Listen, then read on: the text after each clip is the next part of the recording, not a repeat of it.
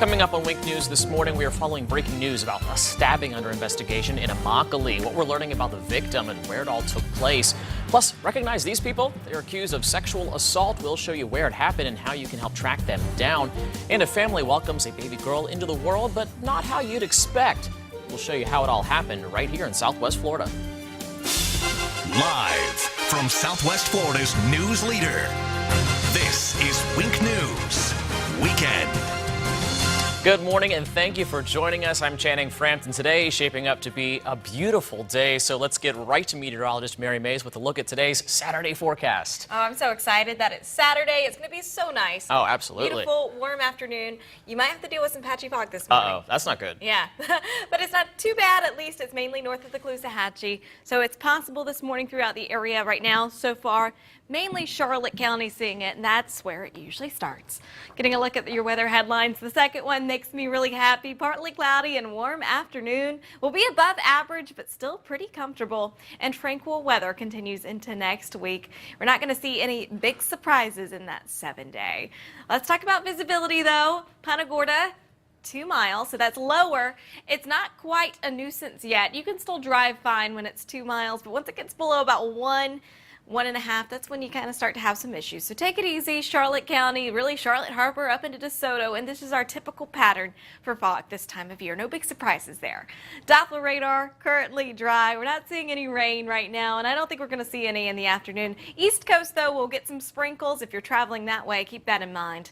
Comfortable, upper 50s and low 60s. It feels pretty good if you step outside. 63 Arcadia, 62 in Fort Myers, 58 in Immokalee. We're heading into the low and mid 80s inland today. If you're heading to the beach, upper 70s and low 80s. Partly cloudy, warm, nothing to complain about here. I'll have another look at your forecast. We'll go hour by hour at 6:11. Back to you, Channing. Well, breaking news overnight, Wink News is learning about a stabbing in Collier County. Right now, we know someone was stabbed around 11:30 last night on 1st Street in Immokalee.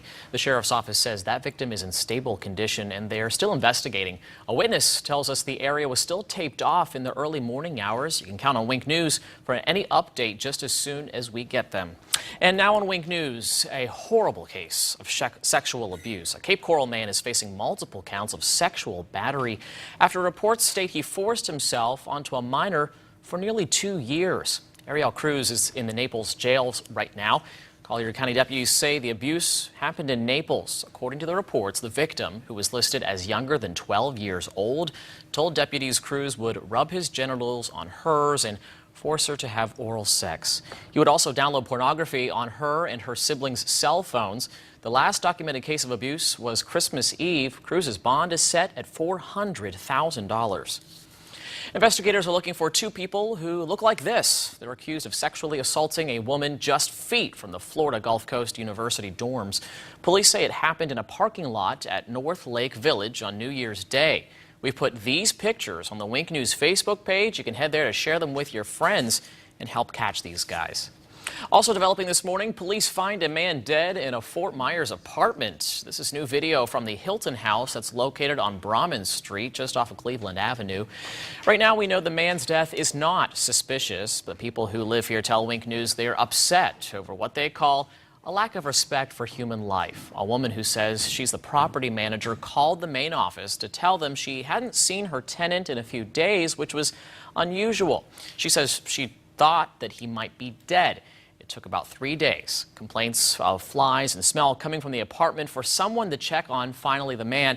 Those who live nearby say they are sickened that nobody checked on him. First, I called the office and said, something's wrong with Mr. Mike. I said, I haven't seen him. I think something's wrong with the man. I think he might be dead. He's a friend of mine. I knew he was dead in there, and they wouldn't help me. They wouldn't do nothing about it. Now, we called the company's main office and left a message. We are still waiting to hear back. Vanished without a trace, the massive manhunt continues for a suspected cop killer. Investigators have been searching for this man, Markeith Lloyd, since Monday. He's accused of gunning down Master Sergeant Deborah Clayton in Orlando. Deputy Norman Lewis, a Port Charlotte native, died in a crash while searching for him. This is video of Master Sergeant Clayton's processional in Orlando yesterday. Her funeral is scheduled for today. Family had to postpone the funeral for Deputy Lewis due to a family emergency. This is video of ambulances arriving at his viewing on Thursday night. Services are now slated for tomorrow in Orlando and Monday in Port Charlotte. Only on Wink, caught in the act. Take a look at what police say it's an at-home aide stealing drugs from her elderly patient. You can see her here clear as day reaching into the cabinet. Now this woman, Jessica Brown, faces a couple of grand theft charges for pocketing those pills. Police say Brown confessed to stealing more than a dozen anti-anxiety pills, taking 6 of them while caring for her patient. That patient is Diana Barbata, who can't talk because of her cancer and uses a pen and paper to communicate. She says the day after she refilled her prescription last month, she noticed 36 pills were missing, so she notified police, who set up a sting. Barbata says she plans to get another aide and that she'll be counting her pills from now on. New details this morning. Investigators are trying to track down some thieves who traded their bikes for a car.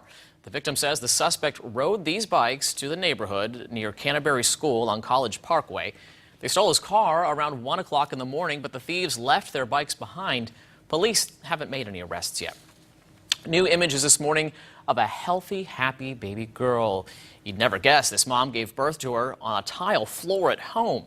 John Siloff says he'd just clocked into work when his wife called to tell him she was in labor. Carol Christie called 911, and the operator walked her through the whole thing all by herself. Just listen. You think it's the head? No. Okay, with each contraction, I want you to sit up slightly. Now, apply firm but gentle pressure to keep the baby's heart from delivering too fast. Okay. All right. Just amazing. The family expects to return to their Lehigh Acres home sometime this morning. Right now, police are still looking for the person who stole a car and drove it into a Cape Coral canal earlier this week. According to the police report, the owner of this car said his girlfriend had the keys last, but parked it in the driveway Wednesday night. By Thursday morning, it was gone. Wink News spoke to a fisherman who almost hit the car with his boat. When you're going down a canal in a boat, you know, you don't always see everything, you know, and it just so happened that that was in a spot that, you know, you had to be going at an idle speed, and, you know, I was able to see it right away. Well, if you have any information about this crime, please call the Cape Coral Police Department.